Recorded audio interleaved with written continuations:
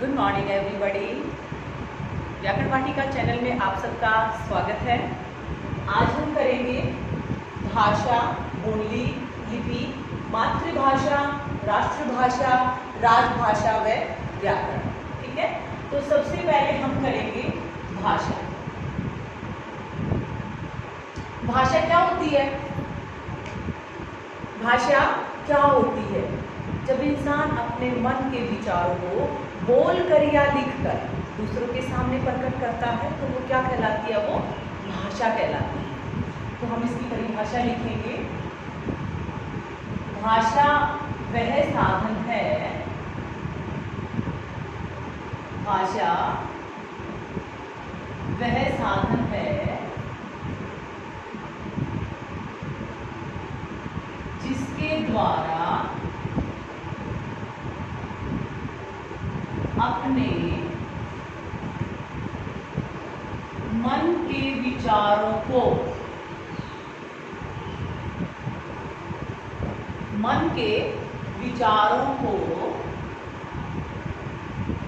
बोल कर या लिख कर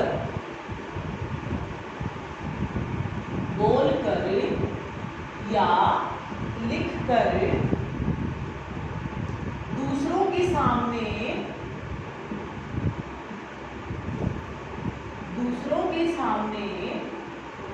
प्रकट करते हैं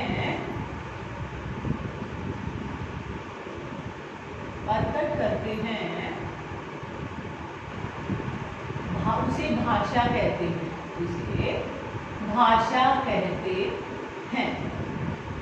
ठीक है, यहां तक क्लियर हुआ?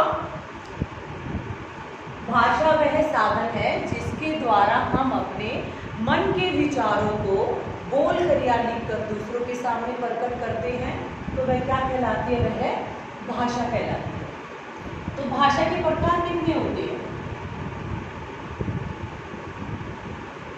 भाषा कितने प्रकार की होती है?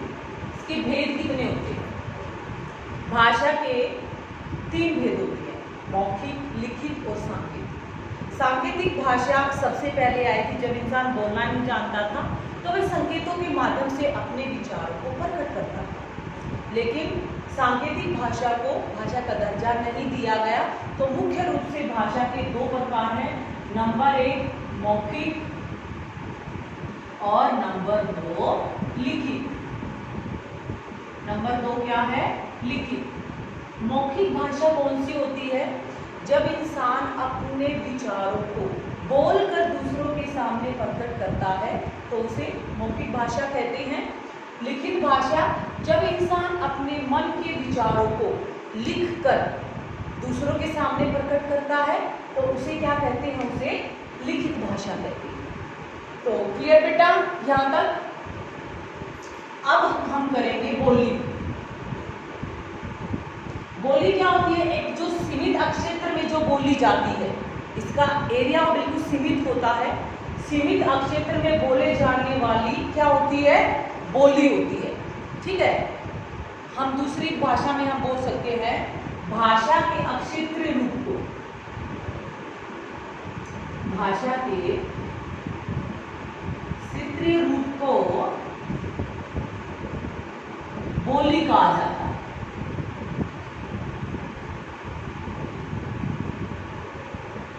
बोली कहा जाता है।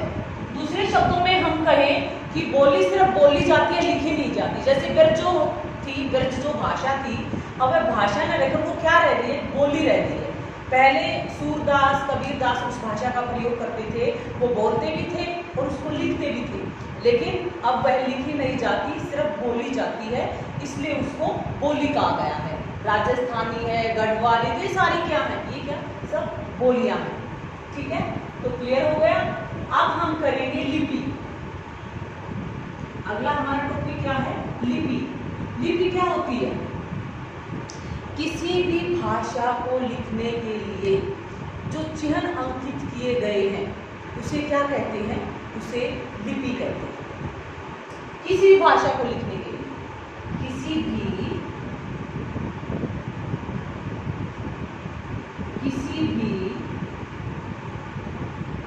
भाषा को लिखने के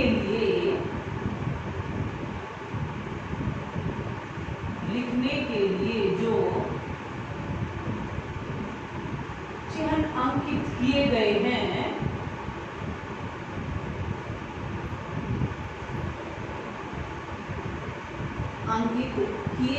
हैं, उसे लिपि कहते हैं। जैसे हिंदी भाषा की लिपि क्या है? हिंदी भाषा की लिपि का नाम बताओ। देवनागरी। अब हिंदी भाषा को लिखने के लिए कौन कौन से चिन्ह अंकित किए गए? स्वर है, व्यंजन है। जैसे मान लो इंसान के मुख से कुछ भी निकलता, मान लो ए भी निकलता, आ भी निकलता, तो उसका भी चिन्ह अंकित है, आ, ऐसे, है ना? तो ये क्या कहलाते हैं? ये जो चिन्ह अंकित किए गए ये क्या कहलाते हैं? ये लिपि कहलाती है। ठीक है, क्लियर? अब हम करेंगे मातृभाषा। क्या करेंगे अब हमें? मातृभाषा। मातृभाषा क्या होती है? ये किसके द्वारा सीखी जाती है? यह सब हम आपको बताने वाले हैं। मातृभाषा क्या होती है?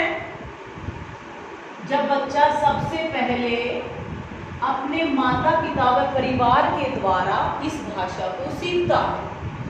मान लो किसी इंडिया के हिंदी बोलने वाले परिवार में एक बच्चे का जन्म होता है और उसको किसी दूसरे देश में, मान लो अमेरिका में छोड़ देते हैं, वहाँ पर सभी इंग्लिश बोलते हैं, तो वो बच्चा अंग्रेजी भाषा बोलेगा, न कि हिंदी भाषा बोलेगा।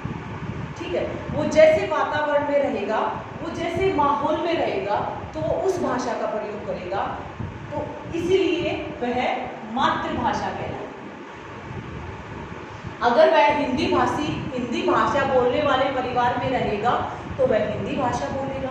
अगर वह अंग्रेजी बोलने वाले परिवार में उसका जन्म होगा, वहाँ उसका पालन पोषण होगा, तो वह अंग्रेजी भाषा ही बोलेगा। तो उसकी मातृभाषा क्या हो जाएगी? अंग्रेजी भाषा। ठीक है, तो मातृभाषा की हम परिभाषा लिख रहे हैं। माता पिता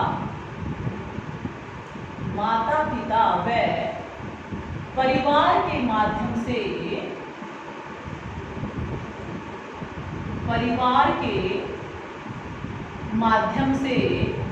सीखी गई भाषा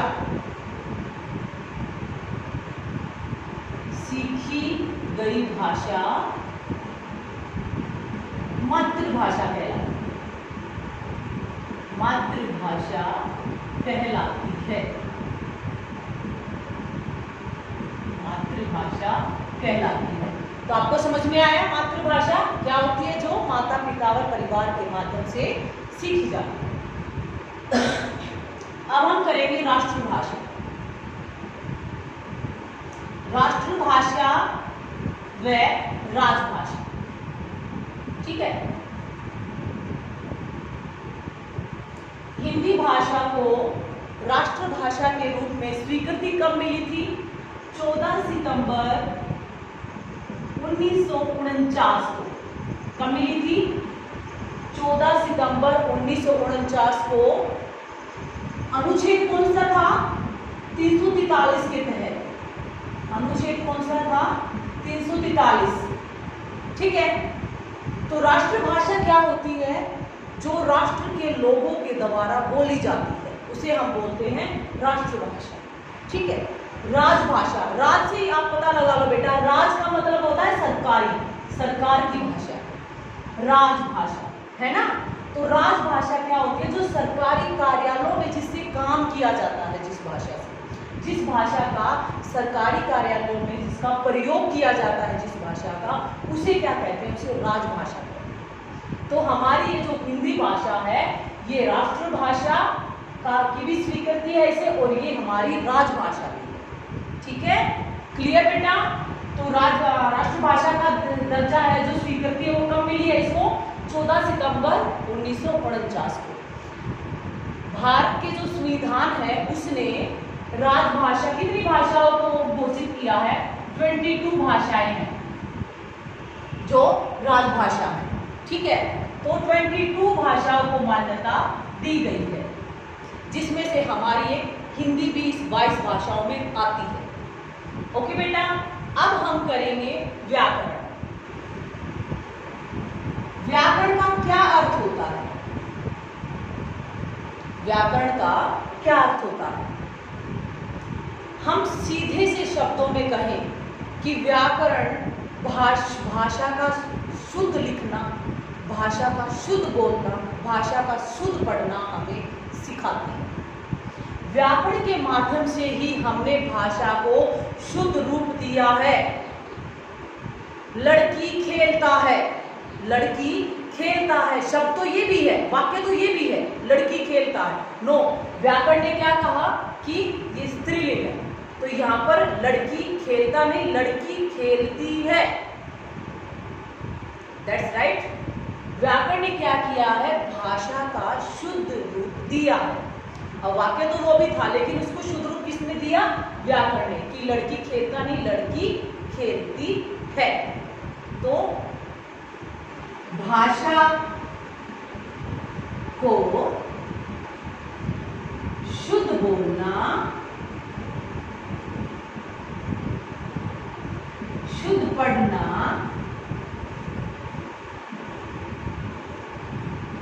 व शुद्ध लिखना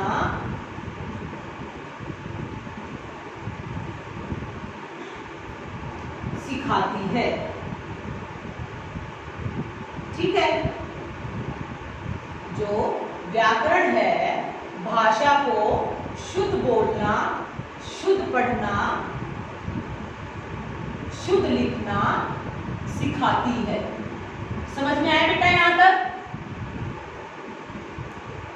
शुद्ध पढ़ना, शुद्ध लिखना सिखाती है, यही हमारी व्याकरण है।